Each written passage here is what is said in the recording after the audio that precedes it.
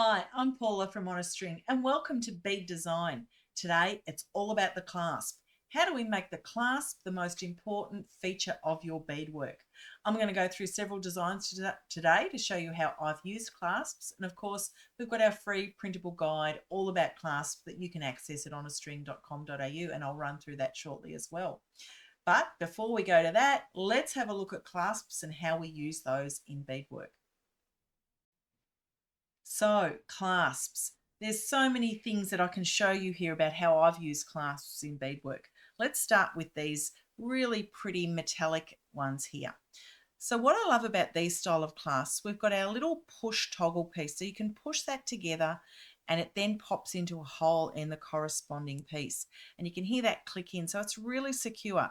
And ones like this, these really decorative clasps, they become the feature of the piece. So they're not necessarily hidden. You can see them on the back of your beadwork, particularly when you've got lots of strands of things coming in and decorative elements that sit alongside that as well. So that's a beautiful gold coin looking clasp. Another style, a similar one, is this one here that I have that's got this beautiful rose flower here with all the sparkles. Again, the little push part that you can push in and out of your clasp and piece there, click it in together and it's nice and secure. So magnetic style clip box clasps, which is what these are called, are a great way to have a feature on your pendant pieces. Okay, so there's a couple. Now let's have a look at other styles of clasp. So we've got a button here. Buttons are a great way to actually create that clasp finish here. Beautiful loop that gets beaded and then the button to actually hold that piece together. This is a piece from Cynthia Rutledge I did many, many years ago, and I just raided my grandma's box of buttons to create that beautiful button finish on that piece as well.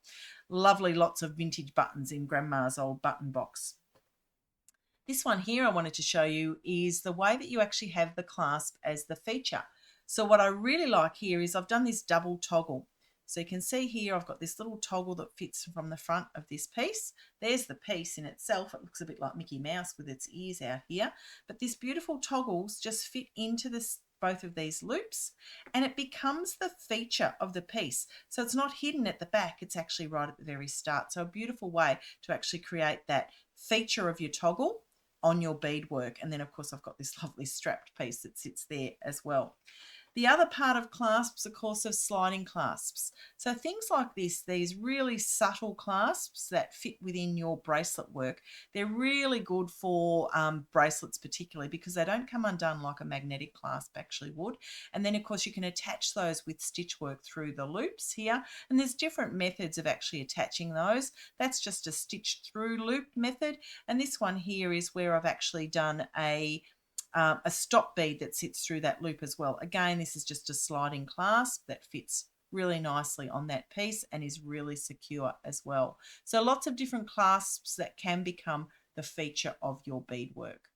So let's have a look at our printable guide. Now the guides are available at onastring.com.au and you can just scan that QR code there and grab a copy.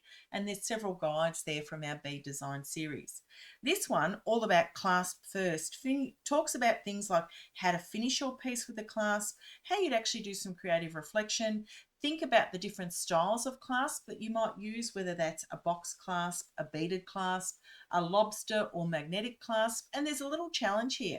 Take the original, which may be a lobster clasp with a fine chain, and swap it for a button. A really great way to really make the clasp the feature of your beadwork. Make sure you grab a copy today. Thank you so much for joining me for Clasp First, where we made the clasp the feature of our beadwork. Not something to be hidden behind at the back of your neck, but something that can sometimes sit right at the very front, using either beautiful buttons or really lovely magnetic and box clasps to create that really strong feature of beadwork. And of course, the other clasp that I created, which was all at the front of the work as well.